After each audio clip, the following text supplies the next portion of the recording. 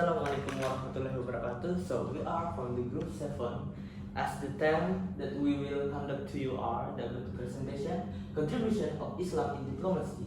And in the paper, we put also contribution of Islam to the development of diplomatic and consular law by Hussein Rahmanizadeh. So we have three people, but I will introduce myself. Myself is Lutfi Alwan. So my friend also Nabila Husna Febrianti, we will call Nabila Husna Febrianti. We will show after this video. Tutup dulu. Ya. Sama.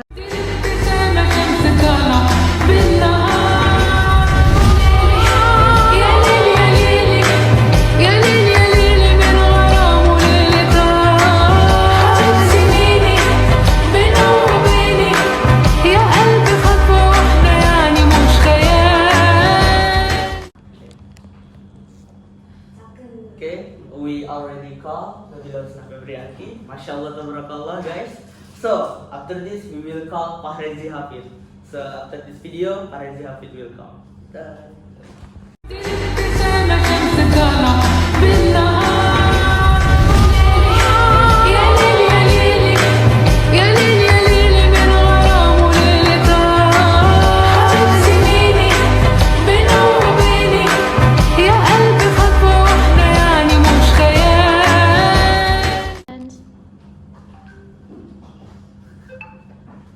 So guys, we already here complete with three people, Nabila Husna and Pak Rezi Hafid and I Lutfi Alwan. We will conduct you the PowerPoint or the presentation of contribution of Islam in diplomacy. Okay, you can sit. Okay, maybe next page. So here I will explain to you about the introduction. So international law, as you can see in our PowerPoint. If you didn't see the PowerPoint, we will give you the file, so you are the soft file. So international law is primitive and imperfect due to its part and regulations are unable to meet the international community's demands and have not evolved. So in the international law that we have a correlation in Islamic view that always we put in our source, that is Quran and Hadith and our Prophet too. And also this presentation will examine the profound contribution of Islam to the development of diplomatic and consular law, focusing on the important role of the Prophet Muhammad sallallahu alaihi wasallam. Exploring the application of diplomatic norms in Islamic tradition, we will have to illustrate also about how Islam set the foundational aspect of international law. So after this, we will talk about the next page,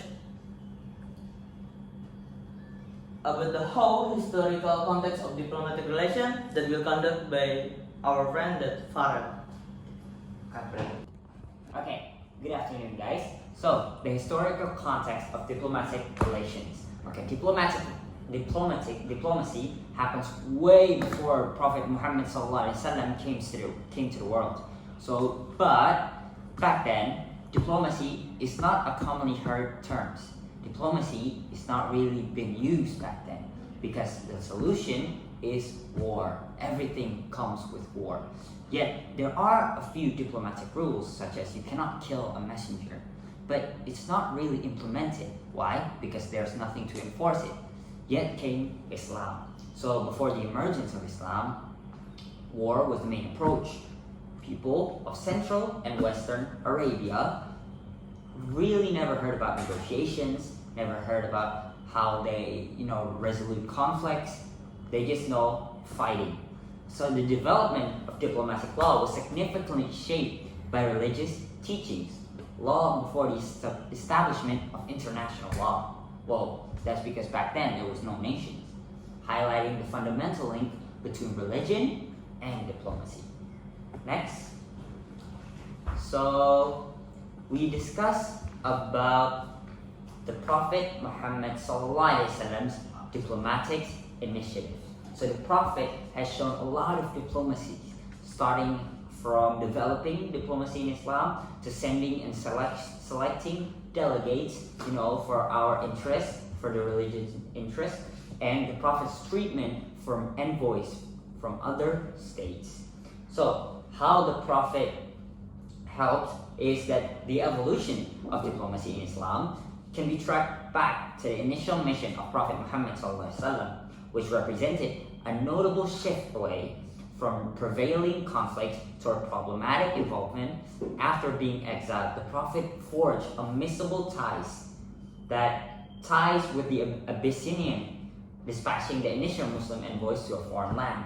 So that's one of the biggest diplomacy that happens during the Prophet ﷺ's life.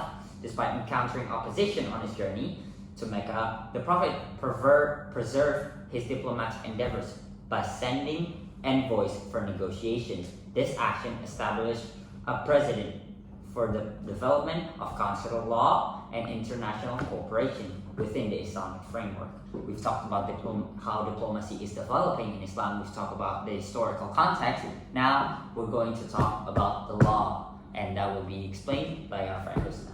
Thank you very much.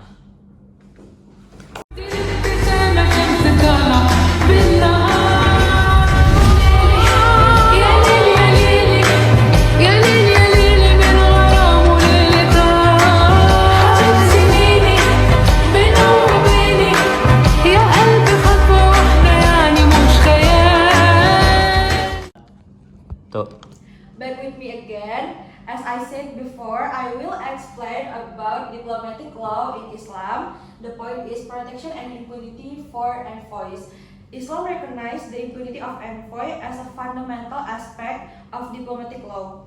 With the Prophet Muhammad SAW, for example, he ensured the safety and respect of envoys both in times of war and peace. Since the Arab tribes respected the impunity of political envoys as much as they care about their guests and obey it as a tribal tradition and law, however, they tend to violate this law during war due to prejudice and primitive aggression, so that the Prophet envoys fell victim to blind prejudice and violence. This such aggression and violence happened during Haris bin Amir Azodi delivering the Prophet messages to the ruler of Egypt and Syria. He was arrested. When they found out he is the Prophet envoy, he get tortured and killed. The Quran highlights the need to honor guests, which includes showing respect for envoys, protecting their rights, and ensuring they are safe in any condition. This is because an envoy is a representation of a nation. So any mistreatment or disrespect towards the envoys means the disrespect to the whole nations. This one. Next slide, please. The next slide is role of Islamic law in international diplomacy. The International Court of Justice, or ICJ, emphasizes the contribution of Islam to consular and diplomatic law. ICJ has endorsed that Islam has an important role in establishing trends and procedure of contemporary international law, particularly diplomatic and consular impunity, because Islam typically consider peace and security as the priorities in establishing relations and always invite towards mutual respect at all levels. The ICJ stands on the Islamic contribution to development of diplomatic law is very important and answer to those who undermine the role of Islam in this regard. Okay, so after we listen about the presentation of our brother Farezi Hafid and our sister Nabila Husna, so we come to the conclusion. So, my friend, in conclusion, Islam's contribution to diplomatic and consular law has a many significant change. So, Prophet Muhammad SAW and Quran principles have shaped Islamic diplomatic practice and international laws. Islamic countries should have the integration for make this the how the diplomatic that can have the same way with the Islam law.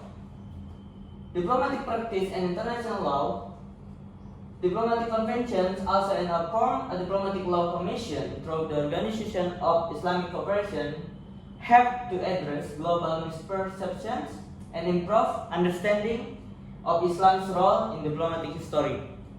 So, my friend, because we have also the organization of the Islamic cooperation between the Islam country, that is can be must we can deliver about the understanding our law in the Islam that based on the Quran and the Hadith and Prophet too, because in Islam we always get many the knowledge about how we can get a peace, right? So because that we already tell you about how the way of this presentation is for tell you about what the purpose the Islam law to can get into the diplomatic laws.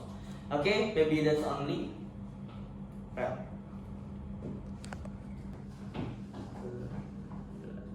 Okay, maybe that's only from us or presentation. So if we have a mistake or the wrong, please forgive us.